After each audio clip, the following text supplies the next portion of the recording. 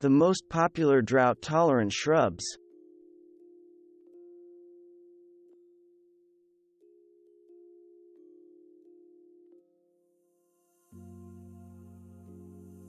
You might not think of Russian sage Perovskia triplicifolia as a shrub. While it is, in fact, technically, a subshrub, many folks treat it as they would a perennial flower. Call it what you will, but there is little disagreement that Russian sage's silver stems and leaves give it great potential for use in a variety of striking color combinations. The lavender-colored flowers of this drought-tolerant shrub bloom for a long time. Other good points are that deer don't eat it, and its leaves are fragrant. Some of you, upon seeing butterfly bush listed, will immediately think invasive. Many invasive plants are, indeed, drought-tolerant, a fact that helps account for their success in surviving and spreading.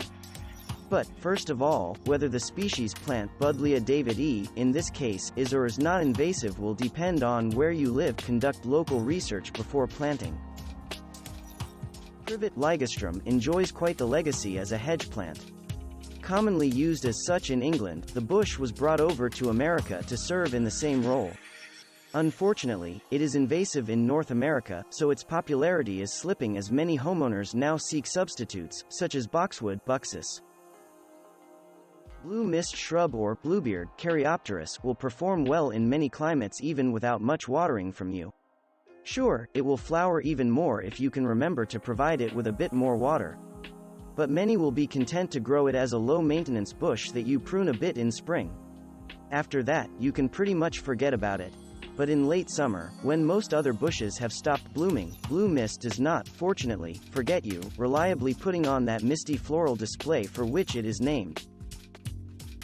It is no surprise that this plant qualifies as a drought-tolerant shrub. Many of you who live in or have traveled to arid regions know Bougainvillea well. The image that comes to mind is one of a Mediterranean courtyard, its stucco walls scaled by a lovely Bougainvillea. It can be grown as either a vine or a shrub.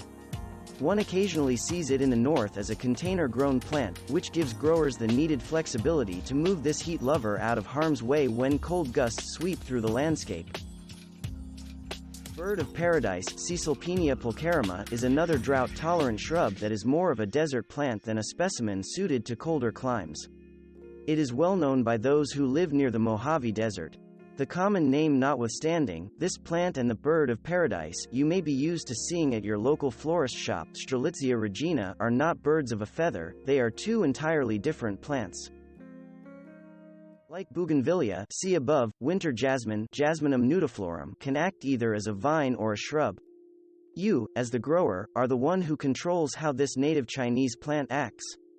That is welcome news, is it not, considering how many things are not in the gardener's control?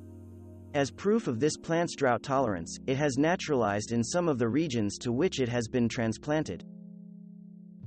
Juniper schemata, blue star, is more of a useful plant than a drop-dead gorgeous plant. Its blue needles may give you ideas for some nice color combinations. It looks good next to bushes with golden leaves, for example. As a compact bush, it will appeal to those landscaping in small spaces. Here is another feature about blue star that you may find useful. Like many other junipers, it is a drought-tolerant shrub. Like butterfly bush, see above, Lantana camara can be invasive, but it depends on where you live. In Florida, it grows like a weed. If you live in the north, you will be more familiar with it growing in containers, be it in window boxes, deck pots, hanging baskets, or whiskey barrels.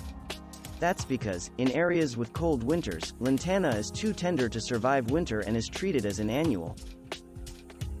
In the case of the species plant for barberry, Berberis thunbergi, there is no question that it is an invasive plant. The jury is still out on whether some of the cultivars have shaken that invasive label. This prickly bush with red berries is truly one of the tough customers of the landscaping world. Not only does it hold up well in dry conditions, but its thorns also keep this deer-resistant shrub from being eaten by Bambi.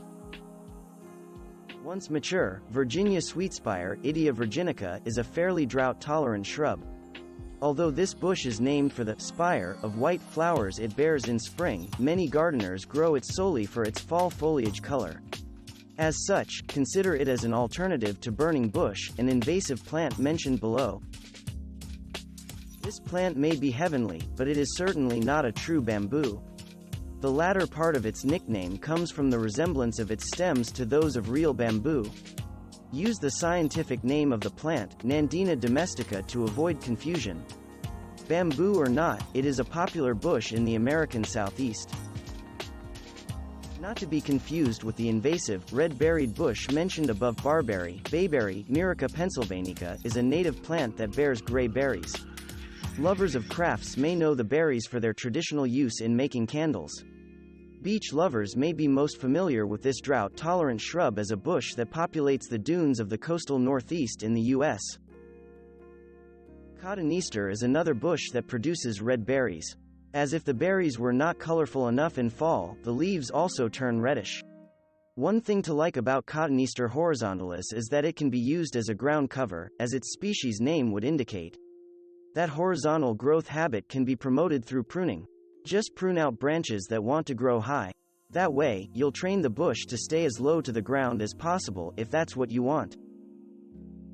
Like barberry, burning bush Euonymus alata is a drought-tolerant shrub that is, nonetheless, a problem due to its invasiveness in North America. Reports suggest that the University of Connecticut has developed a seedless variety, however, so help may be on the way. In the meantime, fall foliage lovers may wish to use Virginia Sweetspire, see above, as a substitute. Thanks for watching. Subscribe for more interesting videos. And please hit the like button for the YouTube algorithm.